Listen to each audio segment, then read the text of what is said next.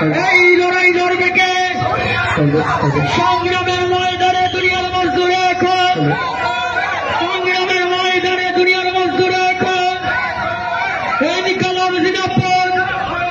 CPIM Kumarganj মহকুমা কমিটিটাকে আজকের এই জনসমাবেশ সফল করে এই জনসমাবেশের প্রধান বক্তা কংগ্রেস সরকার জবাব চায়। এই রাজ্যের দ্রব্যমূল্য বৃদ্ধির অবিলম্বে প্রত্যাহার করতে হবে, রাজ্যের দ্রব্যমূল্য বৃদ্ধির অবিলম্বে প্রত্যাহার করতে হবে। নইলে সারা দেশব্যাপী সিপিআইএমের আন্দোলন চলছে, এই সংগ্রাম চলছে, তাই দলের আন্দোলন চলছে, এই লড়াই চলছে, এই লড়াই লড়াই লড়াই চায়, এই লড়াই লড়াই লড়াই চায়, এই লড়াই লড়বে কে? এই লড়াই লড়বে কে?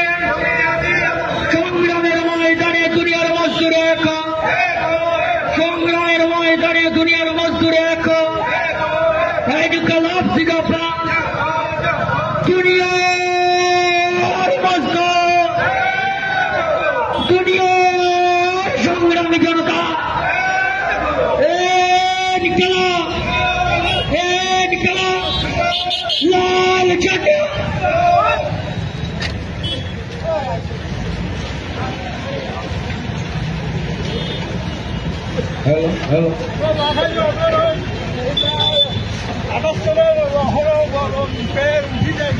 তোমায় জানাই হাজার হাজার লাল সালাম।